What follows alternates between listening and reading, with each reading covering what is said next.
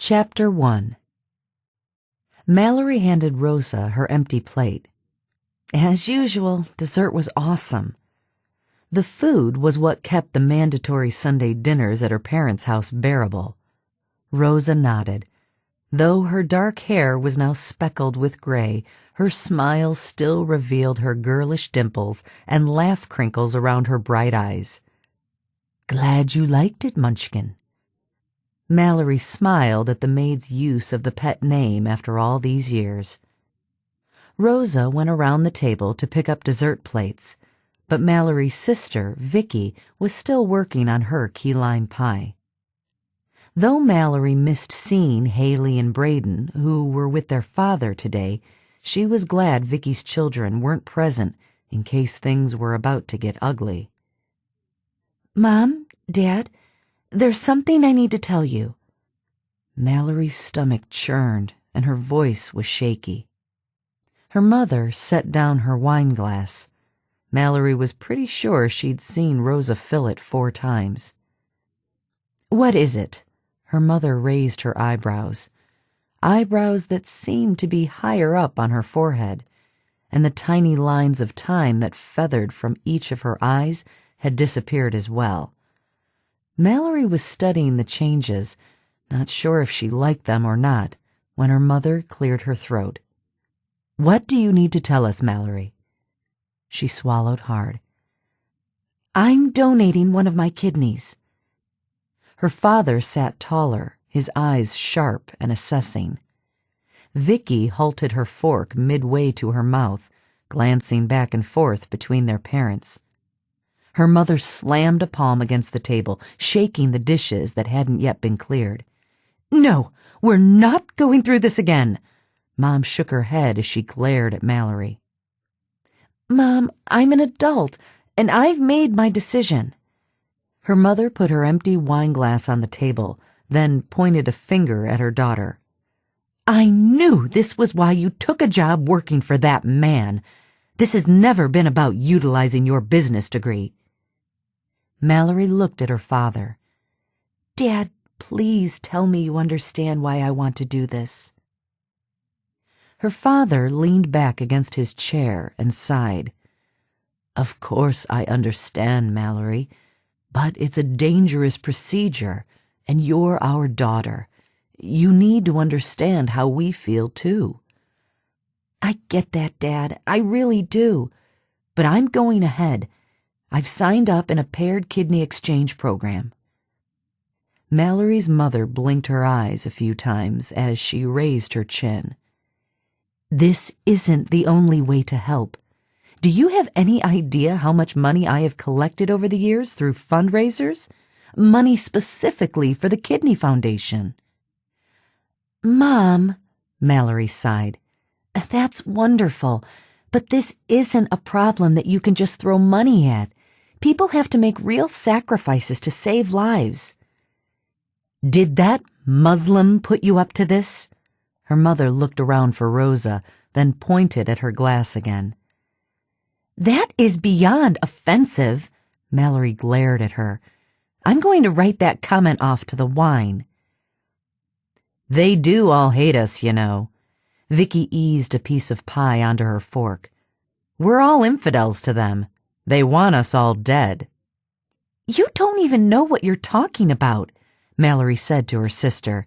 "Ismail is a doctor. He's in the business of saving lives, not taking them." "That's enough." Dad lifted both his palms, and after he slowly lowered them, he said, "We can't control what you do, honey." "Not this time." "But we want to make sure you've thought this through." He laid his napkin on his plate. Mallory blinked back tears. "I've had 12 years to think it through, and I made a promise to Kelsey." Tate slid off the piano bench and went to the door. "Why don't you use your key, babe?" he asked, stepping aside so Mallory could come in. She leaned up and kissed him. "Because I don't live here?" "Then move in." He smiled, knowing what she would say. He'd asked plenty of times. Mallory sat down on the couch and leaned her head back, giving her blonde waves a toss. She closed her eyes. Your mother would have a fit. Tate made a quick scan of the room and found E.T. curled up in the corner behind the rocking chair. Twice the orange and white tabby had mistaken Mallory's hair for a plaything when she'd draped it over the back of the couch. She'd get over it. You know she loves you. Tate sat down beside her. So, how'd it go? Mallory inhaled a big gulp of air, blew it out slowly, and turned to face him. She pulled all her hair over her right shoulder and started braiding it. Tate knew she'd braid it to the end, undo it, and run her fingers through it, then probably braid it again. It was something she did when she was nervous or upset. It went about how I figured it would. Mom went nuts, Vicky made a stupid comment, and Dad tried to keep the peace. Tate reached for her hand and gave it a squeeze. I know you don't want me to do this either, but at least you understand, right? Tate kicked his shoeless feet up on the coffee table. Yeah, I understand. But you blame yourself too much. You were only 17. Your parents made the decision. She was quiet for a while, then sighed. Maybe I didn't fight hard enough. Maybe if I'd been more insistent, they would have agreed. Kelsey would be alive right now. Tate shook his head. No, don't do that to yourself. Your parents made a choice not to let their 17-year-old child have major surgery. I guess. But I was the youngest one tested. Girls of childbearing age are never even considered as donors. But since we already knew I couldn't have children, there was no worry about a high-risk pregnancy down the line. I was the perfect person to do it. Tate waited. He knew about Mallory's condition, of course, and had assured her that it wasn't going to bother him not to have children. If she wanted to adopt someday, fine, but he wasn't sure he was father material anyway. He'd been around kids plenty when he'd taught music at the junior high, and most of his piano students now were children. Anyway, no one else was a match, and I had a young, healthy kidney that would have saved Kelsey's life. When I couldn't give that to her, I made a promise that I'd save another life, since I couldn't save hers. I know, but it wasn't a promise she asked you to make. Mallory leaned her head on his shoulder, and he wrapped an arm around her and kissed her on the cheek. I want to make a difference. You do make a difference, each and every day, just by being you. She snuggled in closer. Do you know how much I love you, Tater Tot? Tate grinned.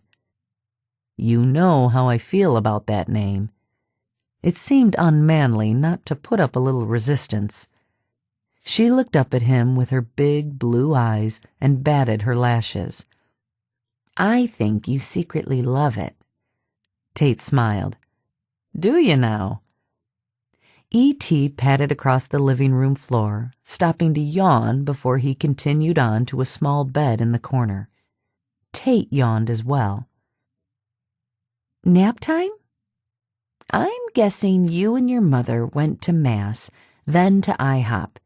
You ordered 2 pancakes and some fruit, and instead of syrup, you put honey on your pancakes. She nodded toward the front window. Then you came home and mowed the yard. She glanced at her watch. So this would make it nap time. Tate frowned. Wow, you make me sound so OCD. She giggled. No, just structured. Tate supposed that in comparison to Mallory, he probably was a little obsessive-compulsive, but it gave him comfort to stay organized and on a schedule. Mallory just winged it and lived spontaneously, on the edge. But that's why we complement each other, she said. That whole opposites attract thing, maybe there's something to it. Maybe, he said, half yawning again. He pulled her closer. You gonna take a nap with me? As tired as he was, sleep wasn't his top priority. I'm not tired, she said with a grin, but you go ahead. What he really needed was a distraction. He glanced at his cell phone on the end table. He'd even kept it on vibrate during Mass so he wouldn't miss a call. He wasn't sure if no news was good news. Either way, he'd chosen not to say anything to Mallory yet. If he was offered the job in Chicago, it was really going to shake things up for the two of them. Why don't you play something for me? Something pretty and soothing, she said softly. Tate eased his arm from around her and made his way across the room to his first love, the baby grand that had been a gift from his uncle nearly 13 years ago. The black finish shone as brightly today as it did back then. He'd slid onto the bench and lowered his fingers to the keys and played one of the many songs he'd written for Mallory. Once again she closed her eyes and leaned her head back against the couch. Tate stopped abruptly when his cell phone started to ring. Aren't you going to get that? She slid to the end of the couch and peered down at the caller ID. Chicago Academy for the Arts? Why would they be calling you? Tate swallowed hard but didn't move.